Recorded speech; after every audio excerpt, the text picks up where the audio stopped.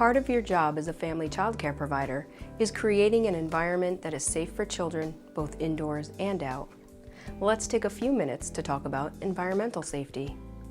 Children love to play outside, and this desire is highly encouraged if done in a safe place and with excellent supervision. We all know that children move quickly and are curious and willing to explore with great enthusiasm. Because of this, you must take a thorough search of your property. But what does this mean? Well, do you have any bodies of water on your property, such as ponds, pools, or streams? Do you have a hot tub? Is your home near a deeper body of water, such as a river? Are there any drainage ditches? If you do happen to have something on your property, such as the things just mentioned, you'll have to correct them prior to having your application approved. Since there's an inspection required in these circumstances, the inspector will be able to advise you as to the appropriate type of barrier needed. Depending on the circumstances, the barriers, fences, covers, etc. can be costly, so it's a good idea to check your premises before you apply so you'll know what to expect. And there's an attestation to sign acknowledging that the hazard exists but has been corrected. We all know that water is essential to good health and proper hydration. This is especially true for active children in the summer months when they're outside more. But whatever the season, children always need access to good drinking water. What does this mean for you as a provider? Let's talk about well water. If you have a well and intend to use it for drinking, hand washing, or related childcare purposes, such as teeth brushing, for example, the water must be tested. The test must meet required standards for safe drinking water, sometimes called potable water. This test can be arranged for and obtained from a licensed laboratory or individual. The water must pass tests and standards established by the New York State Health Department. What happens if my well water does not pass the New York State standards? If the water does not meet the standards, a registration will not be issued until the water meets the required standards. What if you do not have a well? If you get your water from a municipal source, the testing is not required. Perhaps you have a wood or coal-burning stove, fireplace, or permanently installed gas space heater in your family daycare home.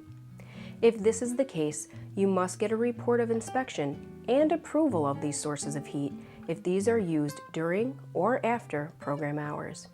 The number of times or the duration of use does not matter. If any of these heat sources are utilized even once, they must be inspected. If you need this type of inspection, you should contact your local authorities, which may vary depending on where you live. So you may have to spend some time researching and calling a few sources, such as the local fire department or local building inspector or code enforcement officer. And remember, heating sources must be inspected and approved before you use them in your program. As we said in the beginning of this video, safety is a very important aspect of your daycare program. So how will you know if your home meets fire safety licensing standards and safety in general? Inspectors will walk through and look throughout your entire home to make sure that all the areas of the home are safe.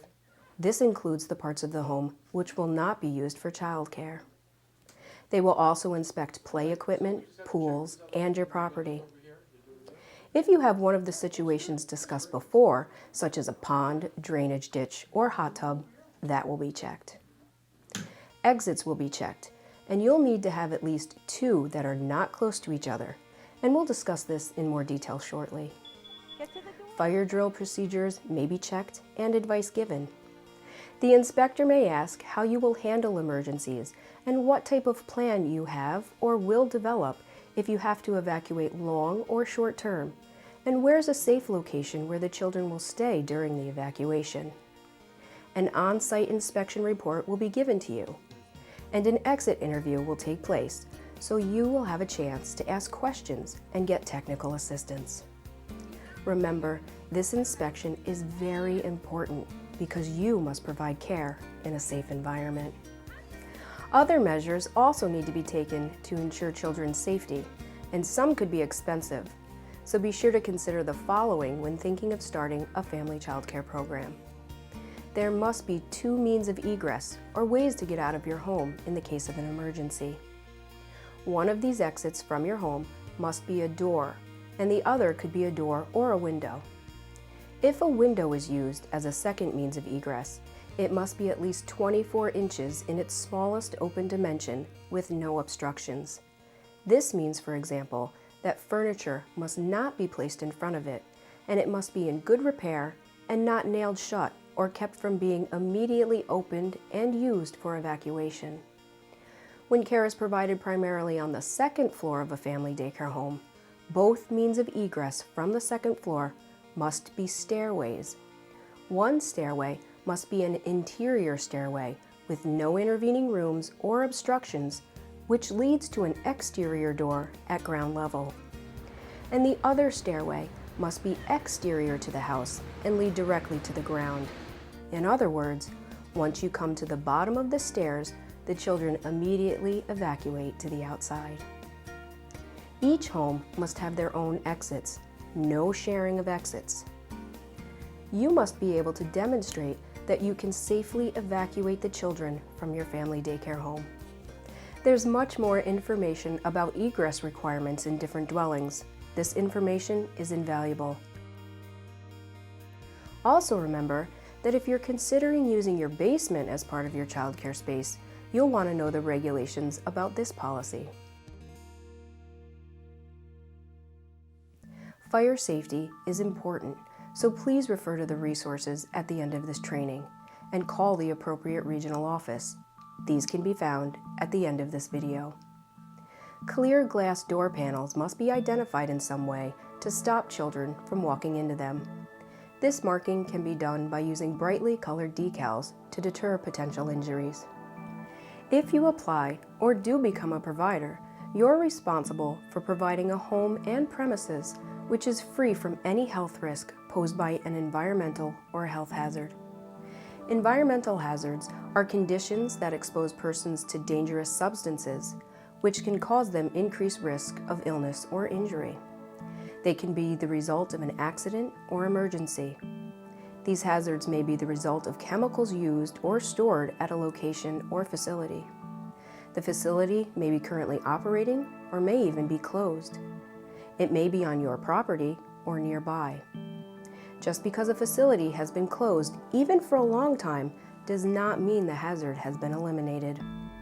Some possible examples of environmental hazards may include lead-based paint, radon, dry cleaners, nail salons with improper venting, power plants, landfills, nuclear laboratories, property designated as a federal Superfund cleanup site, and any property with known contaminated ground or water supplies. Sometimes these situations are found after someone becomes a family daycare provider. If this happens, you must call your registrar immediately and plan for an inspection so you can work through the issue. Also, you must call the appropriate agency or person listed on the Environmental Primary Contact Chart for help.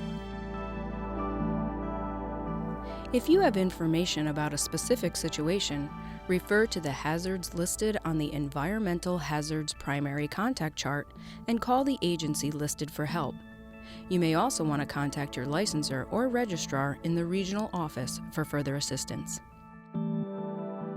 Active children like lots of space to play and create, so it's important to spend some time thinking about how to best use the space in your home and to think about whether your home is large enough to accommodate the children comfortably and safely. It's very different once the children arrive and all the toys and equipment are in place. Space is critical in planning for an interesting and safe program. While there's no square footage requirement for family daycare homes, it's important that you plan to utilize the space with the needs of the children in mind. The number and ages of children you decide to care for will need different toys and equipment. The space needed for toddler toys and infant cribs can take up a lot of space if you serve this age group.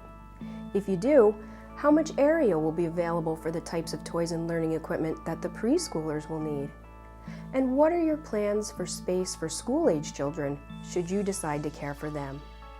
Remember, over time, toys and equipment accumulate and take up valuable area. So when children are no longer interested in using those items, it may be time to put them away and make more space. One of the registration requirements is to submit, as part of your application, a floor plan showing the layout of your home and to specifically show what areas will be used for childcare.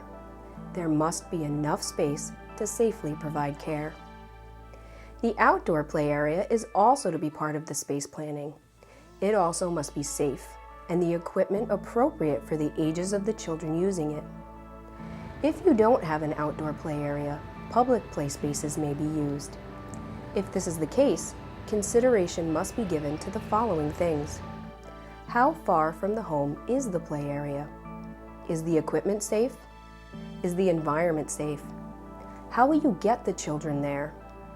Is the play area appropriate for all of the children in your care? There you go.